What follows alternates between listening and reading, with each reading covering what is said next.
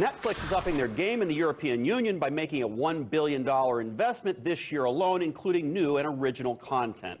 That amount more than doubles Netflix's budget for the EU, which is expected to expand English and foreign language programming into the area. In fact, it's reported that new dramas are already being produced in Spain, Italy, Germany, France, the Netherlands, Poland, and Turkey. The move is seen as a reaction to other streaming content competition for providers such as Amazon. And here to discuss more about Netflix, the media, and disruption in general is Holland Cooke, host of The Big Picture here on RT America. Holland, thank you as always for being with us. What's your reaction to Netflix, first of all? Well, not surprising. At the Consumer Electronics Show last year, their CEO, Reed Hastings, spoke and said it took cable 20 years to attain what they had already attained, 70 million viewers. And as he spoke, they lit up 130 other countries, including Russia and India. So now who's wondering why Susan Rice is on the board of Netflix?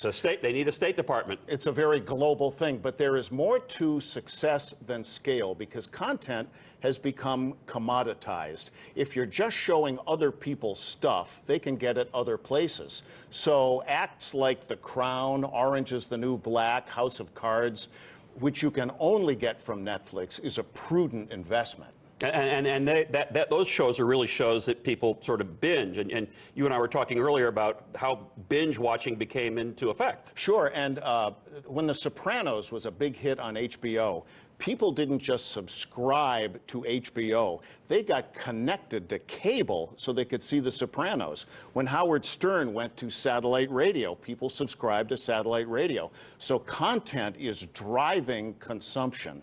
And they really are getting bigger. I mean, Netflix now has 125 million subscribers. They've got a market capitalization, get this, of $144 billion, 144. That's more than GE and IBM combined. But this disruption is not happening only in the media space. I mean, we talked about before about Time Warner, AT&T merger. Sure. Spoke about that on the program a little bit earlier today.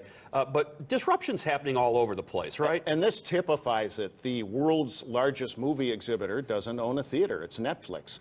The world's largest taxi fleet doesn't own a car. It's Uber. The world's largest accommodation provider, Airbnb. They don't own any brick and mortar.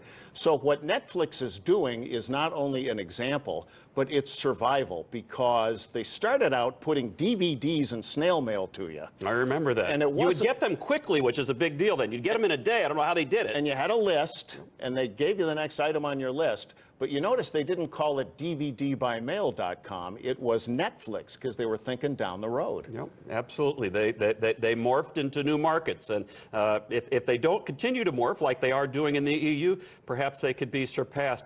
Before we go, Holland, your program actually airs tonight, 7 o'clock, The Big Picture with you, Holland Cooke.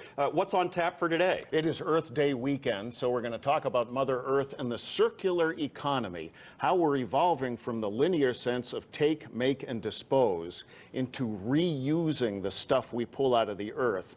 And because e-waste is such a big problem, we have top radio tech talker Dave Graveline talking about why not to bring your computer to the landfill.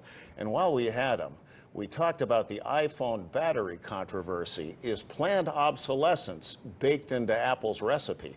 We'll tell you tonight at 7 and 10:30 Eastern on RT America. We will be watching it. I will be watching it. Holland Cooke, host of The Big Picture here on RT America. Thank you, my friend. You bet, Commish. Appreciate it.